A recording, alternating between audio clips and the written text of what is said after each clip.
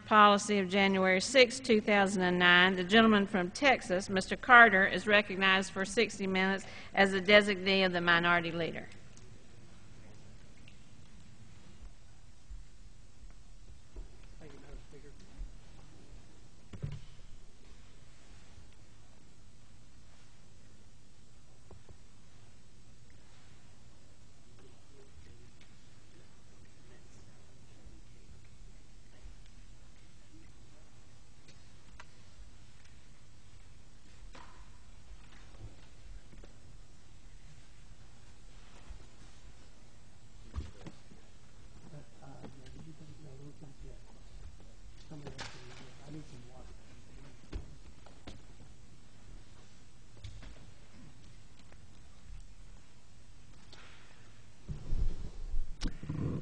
Thank you, Madam Speaker. Thank you, Madam Speaker, and I thank you for allowing me to take this hour.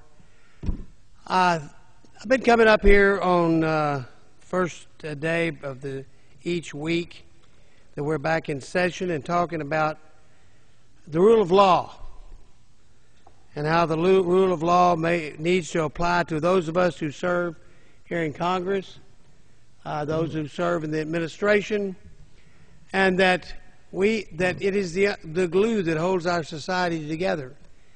And if we, in turn, are going to circumvent the rules of law, then we, in fact, are chipping away at the very foundation of the American culture. Today we're going to shift gears a little bit because we talked a lot about what's going on up here and some folks that have had some problems following the rules. But I don't think we've ever seen a more glaring example of a violation of the rule of law and the failure to enforce the law that is what is happening on the southern borders of the United States. If you see right here on May 17, 2010, Real Clear Politics, threat on the border with Mexico, possible terrorists entering the U.S. And it's a picture of people climbing over a barrier, a very strange looking barrier, to be honest with you. It's got a big hole in the middle of it. Don't exactly understand what it is. But we've had an issue, and those of us who've been in this Congress for a while have been very concerned, and I in particular have been very concerned about this situation down on the Texas-Mexican border, the New Mexican, Arizona, and California and Mexico border. So I want to go back with you for a while to when I first went with parts of the Homeland Security Subcommittee of the Appropriations Committee to look at the border between Texas and Mexico. We've made trips that have gone all up and down that border. I happened to be on the one that was in my home state down the border. I went with a colleague on the other side of the aisle, Henry Cuellar, down to Nuevo Laredo in Laredo, Texas, Nuevo Laredo, Mexico, across the border. And we talked with the Border Patrol about their issues, and that was way back in, I believe, in 04, maybe 05. And I sat out in the dark with a Border Patrolman along the banks of the Rio Grande with his surveillance equipment. And it was in the summertime. No, I'll take it back. It was in the wintertime. But it wasn't cold. It doesn't get real cold down in that part of Texas. Cool would be the word. Not a whole lot colder than it is right now outside in Washington, D.C. And he and I watched, I think it was 2 miles in either direction of the border. Right there, right next to what I would call the city, because right across the road was a housing project, were apartments, were hundreds of people walking in the streets. It was 10 o'clock at night, and there were people everywhere. And I talked to him about the illegal crossings coming into this country, the danger, and it was a dangerous place. In fact, while we were on the bridge at Nuevo Laredo, between Nuevo Laredo and Laredo, John Culberson picked up a flattened bullet head, a slug, if you will, from a probably a 9mm or something like that, that had flattened out when it hit the bridge, the international bridge between Mexico and the United States.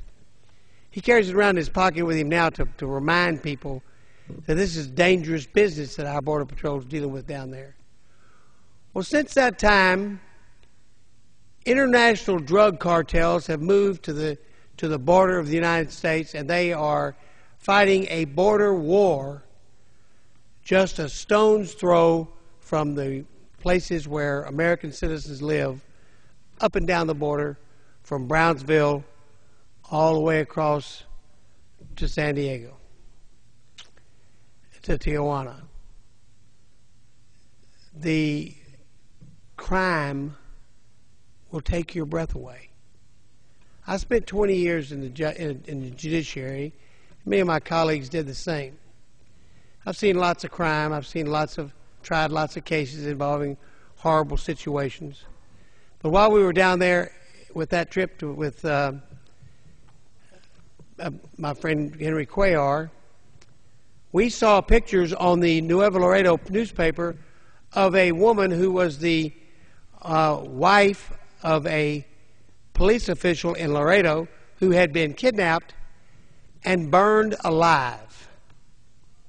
And she had been set down in a business chair, very much like these ladies sitting over here that are taking down the minutes or the recording of this deal.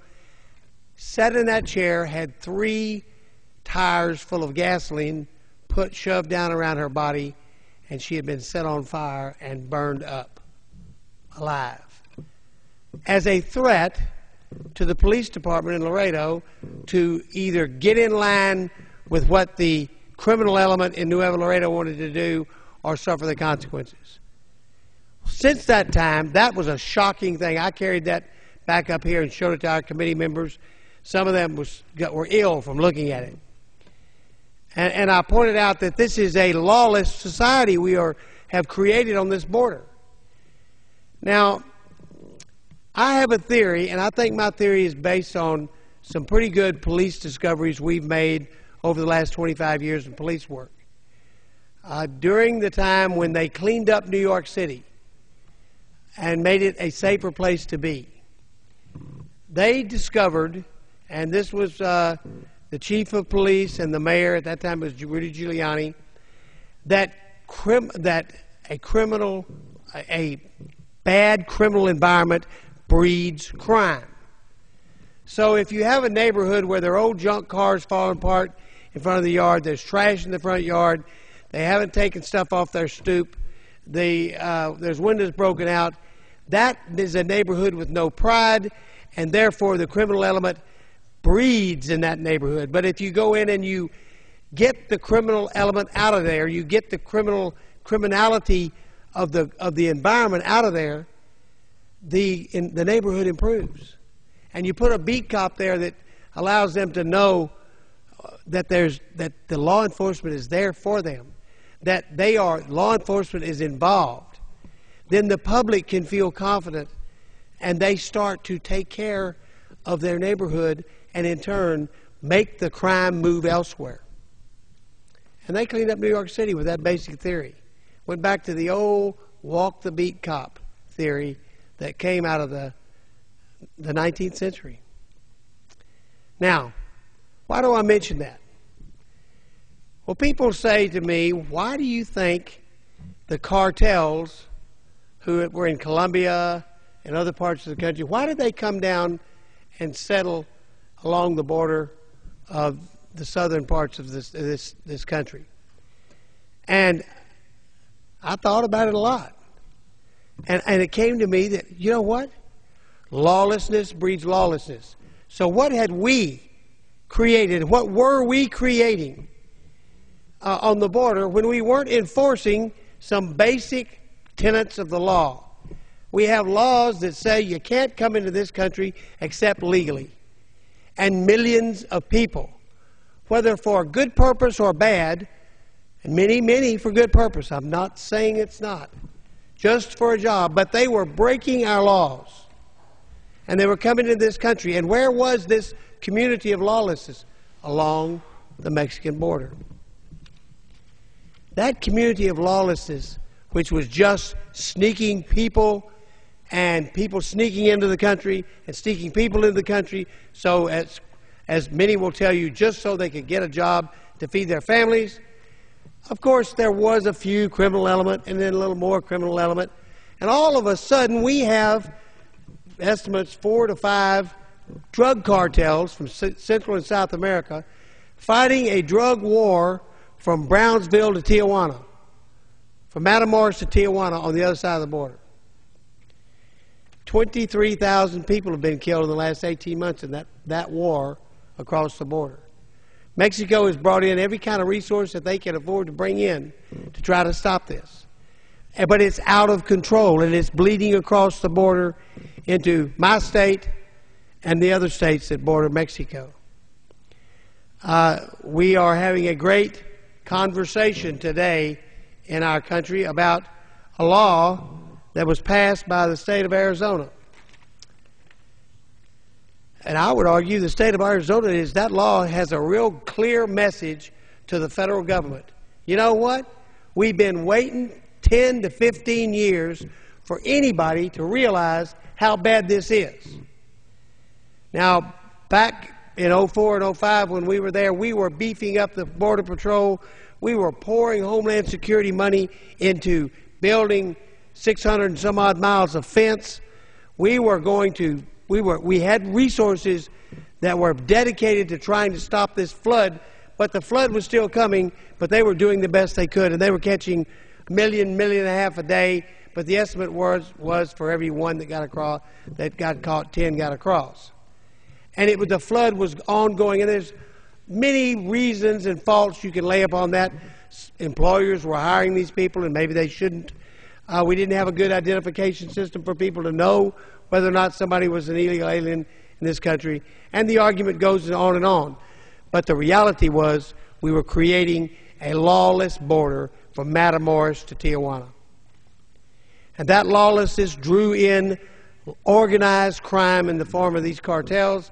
And those cartels are slaughtering people, fighting it out in the streets. Gunfire sometimes is as prevalent in the border towns across from the river from Texas as they are in Iraq or Afghanistan. And just recently, 35 people were killed in a shootout in Juarez, across the border from El Paso, in one day. Now, and many of those were federal officers of the Mexican Federal Police Force and the Army. But you say, well, but what's that got to do with us? Phoenix, Arizona, one of the places where a lot of folks up north go to get some warm weather in the wintertime. A really wonderful town. I've been there. It's a great town. It reminds you of a cross between the west of New Mexico and the west of California, blending together there. It was a laid-back group of people. They enjoyed life. But now, they're the kidnap capital of the United States. And it's not Americans kidnapping Americans. It's illegal people coming across our border and starting a big business of kidnapping people. They kidnap them. They hold them for ransom. And if they don't get the ransom on time, they send them a hand or an arm, and ultimately maybe a head of their loved one to let them know they didn't pay the money, and that's what happened to their loved one. We don't live with that kind of horror in this country, but there it is, right there in Phoenix, Arizona. And that means that this lawlessness that exists on the border of this country, the southern border of this country, is bleeding over into the United States. And we have got to do something about it. So the Arizona folks, they wrote themselves a law. And they basically defined some stuff that federal officers have had the ability to do for a long time. And they talked about the fact that if Washington is not going to do something, we're going to do something to try to find out who these people are that are coming across our border illegally. And this debate has become, as we have international people talking about it. We have the United Nations talking about a law in Arizona. Well, I want to throw something out, and then I see my friend Rob Bishop from Utah is here. I'm happy to have my colleague and classmate. We came in here together to be here to join me tonight. It pleases me to no end. But I want to just start off this conversation by pointing out something that Lamar Smith, who serves on the Judiciary Committee, told to a group of us last week, a statistic that he produced, which is very eye-opening. We are criticized by the United Nations. We are criticized by China. We are being criticized by Russia. We are being criticized by EU countries over there about our horrible immigration policy. Over the past year, we have brought in legally, through the legal process into this country, over 1 million immigrants. And by the way, that number and more has been going on for just about as far as you can look back in time and see in this country. 1 million came in last year, more than 1 million. It sounded like a 1,200,000, something like that. Now you say, why do I mention that? What's so big deal about that number? I got news for you, my colleagues. Here it is. That number equals more immigration than all the rest of the world combined. So these people that are criticizing the United States and our citizens who are acting like that we should look to some others as example, there are no other great examples of people who welcome immigrants but the United States. Because the United States by itself welcomes more than all the rest of the world put together. Now that ought to make us stop looking at ourselves as evil people. We, through a legal process, bring in more immigrants to our country and welcome them to be law-abiding citizens and come here and help make our country what it's always been, the great melting pot of America. And we do it legally. And they wait their turn, they get in line, they fill out the paperwork, they pay the fees, they do all that it takes to get here legally. And they are legal immigrants, and there are more of them than all the rest of the world combined has in their countries, added together. With that as our premise that we are not evil people, we are people who care about immigrants, I'd like to yield such time as my friend Rob Bishop from Utah would like to spend in discussing this matter. I thank the gentleman from Texas for introducing this issue and yielding the time. Madam Speaker and the gentleman from Texas, I think there are three terms I want to kind of emphasize over and over because it is the crux of the concern we have on our southern border. Once again, it is illegal drugs. The bulk of the illegal drugs coming into this country are coming over on federal lands in our southern border. The second one is human trafficking and all the violence, especially the violence against women, that is ensumed with that concept of human trafficking coming across our border. And the fact that we have gaping holes in our border security, which is almost an open invitation for potential terrorists to come into this country. Now, same issue, I want Meek to be very clear, of our southern border is a concern in our northern border. But for the purposes of discussion today, I want to talk about the southern border and those three concepts: illegal drugs, human trafficking, and potential of terrorists coming to this country. Because the bottom line is, Madam Speaker, Border Patrol is working. They're doing a great job. They are successful in urban areas, which means that most of the illegal traffic, the drug cartels, the human traffickers, potential terrorists, are now coming in rural areas along our southern borders because simply it is much easier. If you can look at this map from California to Texas, El Paso, Texas, everything that is colored is land owned by the federal government. Over 40% of the land along our southern border is federal land, and 4.3 million acres of that federal land is in wilderness category. This is the area in which we are having the illegal drugs and the human traffickers and potential of terrorists coming because flat out it is easier to do that. And it's easier simply because our own Department of Interior, which controls this land, to a lesser extent the Forest Service, because they control lesser of the land, have simply placed as their number one policy for control of the land realizing or protecting endangered species and wilderness categories, which simply means they are looking at the law very literally and basically hiding behind it. In one of the documents sent by the Interior Department, it says federal agencies are mandated to comply with the variety of land use laws, and compliance with that law, meaning wilderness and endangered species, both insulates those entities and agencies from legal liability. Now, what we're asking people to do is simply what I think should be common sense. But unfortunately, the Interior Department, and to a lesser extent the Forest Service, don't use common sense. They're hiding behind legal niceties. We realize the Homeland Security, which is in charge of our border patrol, gets this point.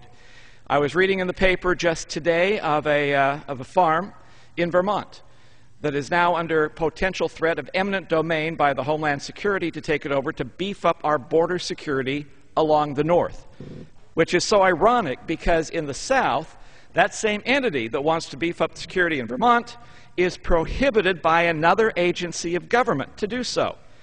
It is ironic because, as you see in this picture, this is part of the federal land we have in the south, and you can see there are vehicle barriers that are placed in this land. I want you to know those vehicle barriers are not to stop the drug cartels from coming in or the human traffickers. Those barriers are to protect against the Border Patrol from driving into endangered species area and wilderness designation. It is to stop us from doing our jobs. And once again, I'm trying to emphasize again, we're talking about the illegal drugs coming in here, the violence in human trafficking, and the potential once again, of terrorists coming to this land. One of the 8 entities along our southern border, and I read this in the paper on Sunday, it's the brown piece if you can see it in Arizona, is, I hope I pronounce it properly, the Tohono O'odham tribe in Arizona, roughly about 70 miles of that border, recently participated for the first time, their tribal police and the FBI on Saturday of last week with the largest drug enforcement operation in this nation and the largest drug enforcement operation in tribal history. What they said when they raided homes to stop illegal drugs from coming in is that no longer is the tribe satisfied with having a corridor for the drug cartel coming into this country through tribal lands. They were setting down a marker that the tribe was going to enforce the border against illegal drugs coming to this country, which is the exact same thing, that message that should be sent out, but unfortunately, the federal government isn't. Department of Interior, Forest Service are not sending that same message out. Instead, as was mentioned by the gentleman from Texas, Department of Interior is holding Homeland Security for hostage, demanding monies. Now, this is one of those strange coincidences that Congress appropriates money both to Interior and to Homeland Security, and then all of a sudden we find negotiations between the two, Interior's demanding mitigation fees from Homeland Security. It's all coming from the same pot. Common sense would say we work that out ahead of time. But since 2007, at least $9 million have gone from Homeland Security over to the Interior as mitigation fees. And apparently they have agreed to $50 million to do more than that, to try and protect these wilderness designations against incursion by Border Patrol because of all the damage they may do. Look, this is where the irony takes place. This is the wilderness we are trying to protect by keeping Border Patrol out. The trash you see in here was not made by Americans visiting this wilderness area, was not made by the Border Patrol trying to protect the border and security. It was made by the illegal drug cartels and, once again, the human traffickers coming through and leaving the litter behind. In our effort to protect the land, we are destroying the very land we are trying to protect, and once again, this is just flat out not common sense.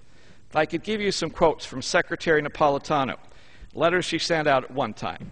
She said, one of the issues affecting the efficacy of the Border Patrol operations within wilderness is the prohibition against mechanical conveyance. Border Patrol regularly depends upon these conveyances, and the removal of such advantage is detrimental to the ability to accomplish national security missions. While the Border Patrol recognizes the importance and value of wilderness area designations, they can have a significant impact on Border Patrol operations in border areas. For example, it may be inadvisable for an officer safety to wait for the arrival of horses for pursuit purposes. One of the major challenges in deploying our SBI Net technology to remote locations along the border is ensuring compliance with environmental regulations. Environmental regulations may be subject to varied interpretations depending on what level of the agency or the organization is involved. The removal of cross-border violators from public lands is of value to the environment as well as the mission to land managers. That's what we should be doing. Here is also where the human element comes in here. 2002, Park Ranger Chris Eagle was shot and killed while in the line of duty while pursuing a member of the drug cartel who was crossed into the U.S. border illegally through one of those areas. 2008, Border Patrol Agent Luis Aguilar killed in the line of duty after being intentionally hit by a vehicle that had illegally crossed into the United States through federal lands again. Rob Krentz, a longtime pioneer down in the Arizona area. This is an elderly gentleman who just had his back fused and had one hip replacement was scheduled for another. So the ability to either fight or flee was not in his vocabulary. He was murdered along with his dog. Once again, by a member of the drug cartel who came across on federal lands, which prohibits the Border Patrol from going into those lands because of endangered species. And when the murder took place, he went a long circuitous route to get back to Mexico, going once again through those exact same lands that are not open to the border security. For example, I showed you the picture of the barricades. Well, this is the area in which the murderer entered this country and exited the country. And once again, those barricades are not to stop the drug cartels and the murderers from coming in. Those stop the Border Patrol from having mechanical access to these particular areas. The Krentz family sent out a release that said the disregard of our repeated pleas and warnings for impending violence towards our community fell on deaf ears that are shrouded in political correctness. And as a result, we have paid the ultimate price for their negligence in credibly securing our borderlands. Because this family came and testified before Congress in 2007. These are the words they told Congress at that time. The Border Patrol should not be excluded, nor should the national security of the United States be sacrificed in order to create a wilderness area that is not even roadless as required by law. It has almost produced a state of war on drugs. It is now too dangerous to hike. There are break-ins, high-speed chases, fatal and non-fatal shootings. The pristine areas of the proposed wilderness areas have already been trashed. Drug smugglers should not take precedence over honest, hard-working Americans who recreate and whose livelihood is damaged. They estimated $6.2 million in damage to their ranch and water lines because of illegal foot traffic. And finally, they gave a plea that was not heard. We are in fear of our lives and safety and health of ourselves and that of our families and friends. Please defend the law and our rights. We live it. We have been refused legal protection for our property and our lives when dealing with border issues and illegals. We are the victims. Mr. Krentz is no longer here, once again, because we put a higher priority on the sacredness of the wilderness characteristic of land and endangered species than we did on simple common sense of controlling the border to stop the drug cartels, the human traffickers, and the rape trees that go along with them, and the potential of terrorists. So a couple of weeks ago, once again, a deputy was wounded on wilderness land where he was forced to leave his vehicle and walk into the wilderness area by the rules of how we handle this land, where he walked into an ambush again by a drug cartel. He lives, but he was wounded for it. We have an area down in Arizona called the Organ Pipe National Monument, one of those creations of executive fiat that we did so well with. 2/3 of that national monument within the United States is off limits to Americans because we do not control it. The drug cartel controls that territory. We're talking about the sovereignty of the United States. We are giving it up along the southern border to the bad guys. These are people who aren't picking tomatoes or milking cows. These are drug runners. These are human traffickers. These are people who create violence of unspeakable levels against women at all times. These are the potential terrorists. And we, because of our inaction, are giving up vast stretches of American property to the drug cartel, so that not even Americans can go into these national monuments. There is no common sense. No rational person would ever say this should be our policy. But indeed, we have come to that particular policy. I am very disgusted with our Secretary of Interior, who talks very good about this issue, but yet has yet to change the policies, and people are getting shot and killed down there. We mentioned the Arizona law. I think if the law that has been proposed by the ranking Republican on both Judiciary and Homeland Security and National Security, or National Resources, and myself, who is the ranking member on the Public Lands Subcommittee, if we were to have that land, if we were to have that policy, it would have eliminated a great deal of the fear and anxiety that was the primary motivation of this particular law. If people realize that the priority of this Congress and this nation is to secure the border, to stop the bad people from coming in, to stop the drug runners and the human traffickers and the terrorists, perhaps there wouldn't be the need to create some kind of state entity. But that's what we should be doing. And what is so sad in this Congress is during this past year, both houses of Congress have recognized that. The Senate added language to an appropriations bill that said, despite our other rules, border security and the securing of our southern border will be the highest priority on our southern border. It was passed in the Senate, stripped in committee before it came to the floor, and therefore was not added to our law. We here in the House took another bill, and on a motion to recommit, we added almost the exact same language, overwhelmingly passed here in the House, in a bill that now sits in the Senate and is going nowhere. Both houses, bipartisan, have recognized that this is common sense. This should be our joint policy. But as of yet, we have yet to move forward on that. Secretary Salazar at one time went to the southern border. We issued 4 challenges to him. I'd like to reissue those challenges. And the Interior Department's policy of having Homeland Security and Border Patrol having to gain permission for access to all territory. 2, acknowledge that environmental damage and destruction is happening by all these illegal crossings. 3, stop impeding the Border Patrol's access to both electronically and on foot to these particular areas. And number 4, end the Interior Department's practice of extorting mitigation funds from Homeland Security. Those are 4 things that could be done administratively and should be done administratively today.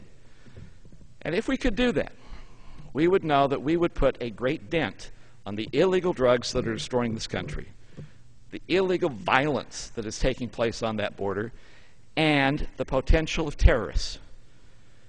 As we simply have gaping holes in our southern border, and ironically enough in our northern border, that need to be stopped simply by saying our number 1 goal in the southern border is to stop this illegal activity by securing the border. And after that, then we can move on to other issues. But if a nation is going to be sovereign, we must control all our lands and we must control our border, and there is nothing that should stop us from doing it. Common sense tells us that. Unfortunately, common sense is not the rule today. It must be the rule today. I yield back to the gentleman from Texas. And I thank my friend, reclaiming my time, I thank you very much for that explanation. And in fact, I learned a lot from that explanation. One of the questions that I was always curious about and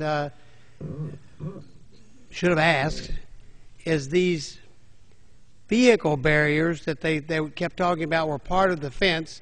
They weren't really building a fence, but they were building vehicle barriers where the vehicles couldn't get back in there. And it was my impression from what I had learned from law enforcement that vehicles weren't their problem. It was foot traffic that was their problem. Now I learned the vehicles kept law enforcement's vehicles out. If the gentleman would yield. I certainly do. It is one of those peculiarities that has happened that some of the barriers that used to be used and are now surplus because a bigger fence is now in place, have now been put into other areas, and indeed it's been a barrier to stop Americans and the Border Patrol from going into road areas in these particular areas. It is not necessary for us to have a fixed fence along the entire border. But where we do not have a fixed fence, we need to have the electronic devices necessary for monitoring that area. And often, especially the hilly areas, the very mountainous areas along the southern border, that makes a whole lot more sense. Problem is, if once again you have identified wilderness characteristics in that land, you may not put the electronic recording devices on wilderness land. Therefore, the Border Patrol is enforced to move their recording devices area, which once again creates these huge gaps in the security. That's what we're trying to say. There's nothing wrong with trying to protect the wilderness, trying to protect endangered species. But first of all, we have to stop the drugs. We have to stop the human trafficking. We have to close these gaping holes for potential terrorists coming in here. If we can't do that, the wilderness characteristic has no meaning. It has no value to us. That has to be our number one priority. Common sense tells you that. That's why I'm proud that on the bill that we have, Representative King from Homeland Security, Representative Smith from Judiciary, Representative Hastings from Resources, joined together as long as 40 other co-sponsors to try and push this through again and make clear that what we're doing is simply what common people would say is the right thing to do. I yield back again. And I think common sense is more in short supply in this place than any place else on earth. If we had more common sense that makes sense. And you know, you mentioned something that I don't like to use shock value. We're talking to the American citizens, but they ought to know when we say lawlessness on the border, you mentioned something that is a horrible thing, the rape trees. Now, with all of your imagination, just think about this. These are like monuments to women who have been brought across the border from the other side of the border, and then the people who brought them rape them before they move on, and they hang their undergarments on the tree as a monument to that rape. And our folks who patrol the border call those rape trees. Now, if that doesn't get your attention about lawlessness, I don't know what's going to. But when I learned about that, you know, and then I talked to a man from Rock Springs, which is a pretty darn good ways from the border in Texas. And the interesting thing is, if you looked at that map that Mr. Bishop laid up there, you didn't see any federal lands in Texas. Texas is the only state that entered the Union retaining its public lands. But it even makes for more problems for us, too, because all the land along the Rio Grande River in Texas belongs to Texans, ranches and farmers and so forth. And when you start dealing with barriers, that even creates a bigger problem in some ways because these folks, it's their private land and you have to deal with them.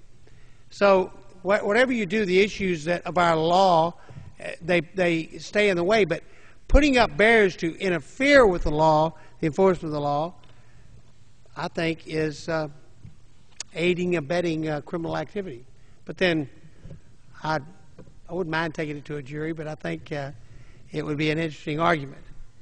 But the stories that you just related to me, John Culberson, also a member from Texas, related that he has seen in New Mexico and Arizona lookout posts that are established in the Indian reservations and in the public lands, where these are places where they sit up there and look for the Border Patrol so they can radio back and bring people across at various areas. It's like they own that. It's like that's their ranchero. That's their place on the border. We are having our country invaded. And it's bad enough to talk about people who are coming over here, all these poor people coming over to get a job. True, absolutely. Some great folks are coming over to try to get a job. But we could do better. We could figure out a way to get them over here without this lawlessness on the border. Because if you're not going to defend your country, then what good are you? What good is this place if we're not going to defend our country? And your description in our land, they are invading land that belongs to the United States of America. My Lord, we ought to be willing to defend that land. yield back to my friend. If I could just amplify that point in some small degree, and once again, as a gentleman from Texas recognized, as you notice, there's only one national park along the Texas side. Everything else, which is an added benefit because Texas now cooperates a whole lot easier than unfortunately some of the federal agencies do that are from New Mexico through to the Pacific coast. But you're right, there are, within these drug cartels, they do have lookout spots with night vision. They have the machine gun, they have all the equipment that's necessary as they now are engaged in a war amongst themselves. The deputy who was recently shot was the 12th shooting that took place in this area. The bulk of those shootings are not necessarily against Americans, but cartel versus cartel. The difference was this is the first one that actually got hit with one of these shootings. And what is more illustrative of this situation, as this deputy was basically lulled into an ambush, and especially as our good friend, the rancher down there, who was doing nothing more than simply traveling on his land in a cart because he did not have the ability to move very freely. In the past, drug cartels, when approached, would disappear. What we're finding out now is there's a change of attitude. All of a sudden now they're not running away. They stood their ground and they shot the rancher and they shot his dog. They stood their ground and they lured the deputy into an ambush and shot him. There is a change in the attitude that is taking place there, and as the gentleman from Texas said, this is a change that's not taking place in Mexico, which would be bad enough. This is taking place in the United States. And still, the federal government does not change its policies and procedures to combat that. We seem as if there are land managers who are satisfied with making sure that that drug cartels control our territory. In Oregon Pipe National Monument, indeed, the land manager down there, Mr. Baiza, seemed to be more concerned about the fact that the Border Patrol was, instead of doing a Y to back up and go around, was going in a circular pattern on his land than he was about the fact that 2/3 of his land is controlled by the drug cartel and Americans cannot go there unless they are escorted with an armed escort. And even then, I mean, it is amazing that we, as part of our publicity to attract people to visit public lands, we tell them, you can't go here. That seems like a bizarre concept. And it certainly doesn't define sovereignty as I thought sovereignty was defined. I go back to the gentleman who was spot on in that observation. Well, here's another thing. You know, we're talking about the rural areas, which, you know, one time when we were having a hearing at Homeland Security, we were talking about helicopters, and we were talking about drones. And many people were asking about them. So I asked them, okay, now there's at least some people, we had Duncan Hunter at that time that was saying we not only needed a double fence for the entire border, but we needed a high-speed highway in between it so the Border Patrol could respond quickly. And so I asked this guy about these helicopters. I said, okay, what do you use these helicopters for? He said, well, we go out and we spot these large groups of immigrants that are crossing in Arizona and New Mexico and some in California. And I said, oh, so if our electronic equipment gives you a signal that there's something there, you go out there and you look out in the helicopter and you swoop down. No, we don't swoop down. We check to see if they have adequate water and food supplies, and if they don't, we drop them water and food supplies so they don't die in the desert. Well, that's very compassionate. But now I hear from my friend in Rock Springs who was talking about sitting on his back porch of his ranch looking down into sort of a draw down behind his place, and his wife said, looky there, that looks like 20 illegals crossing our property. Get in a truck and go down and run them off. And he said, Mama, wait a minute. And he picked up his binoculars and he looked, and he saw that at least the two front of that line folks had automatic weapons over their shoulder, and the two end of the line had automatic weapons over their shoulder, and all of them had large backpacks on their back, obviously carrying drugs. And he said, Mama, you don't shoo those people off, they kill you. We'll call the Border Patrol. Hopefully they'll do something about it. He called them. They didn't get there. They tried, but they didn't get there. They were too far away. But here's something from Ciudad Juarez, right across this was May the 18th, 2010. Tuesday, May the 18th. That's pretty current. 25 people have been killed over this weekend in drug-related violence in the Mexican border city of Ciudad Juarez. Among those slain were 30 federal police personnel, including 3 officers who had been engaged in controlling the ever-increasing spate of violence in the North Mexican city. Ciudad Juarez in Chihuahua State is now the world's murder capital, with near 1,000 murders recorded since January 2010.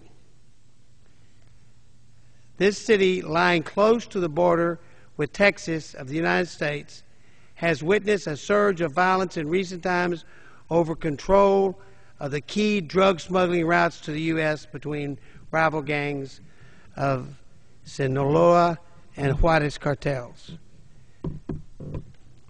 That's a clip out of the newspaper. That's day before yesterday, right?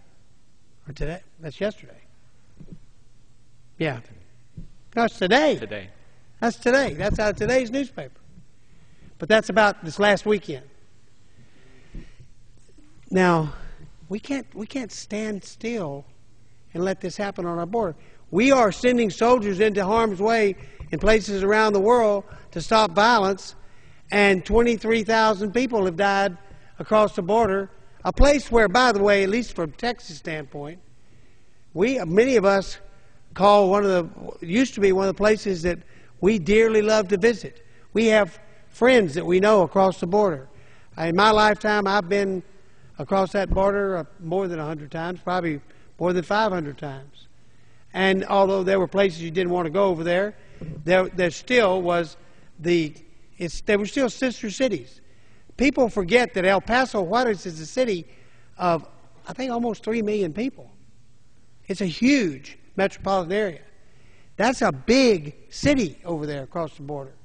And look at the violence that took place this weekend.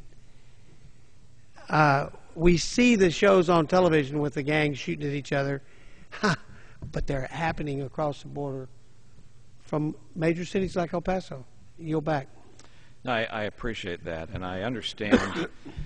We do have some sensitivity to the issues that are taking place in Mexico, and I am proud that the Mexican government is starting to crack down on the illegal drug cartels on their side of the border. And it is a violence that is spilling over. And in some respects, we don't have the ability to control that. But where we do have the ability to control, and once again I have to go back to the fact that our land policy is now the prime area in which the violence is taking place and where the drug cartels are trying to go, where we do have the ability to control, it is simply wrong for us not to do that. It is wrong for us to have as our national policy, it's wrong for us to have any other national priority than securing our southern border for the safety of our people. And once again, what we are talking about is the worst kinds of people we want to keep out of here. We're not talking about stopping, as you mentioned very early on, stopping all immigration in this country. There are certain kinds of entrepreneurial spirits we want to have in this nation. The drug cartels are not that person. The human traffickers are not that person, are not that. Those who are bringing in potential prostitutes are not that.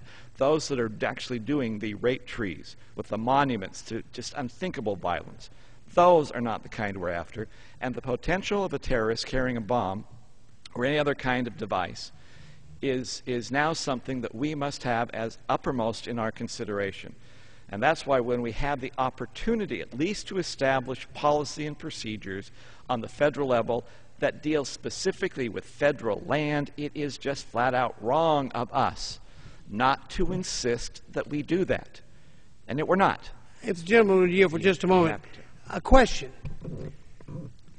When America retains or takes public land, aren't we as a body of Americans stewards of that land for this nation? Isn't it our job to take care of the property that the federal government has?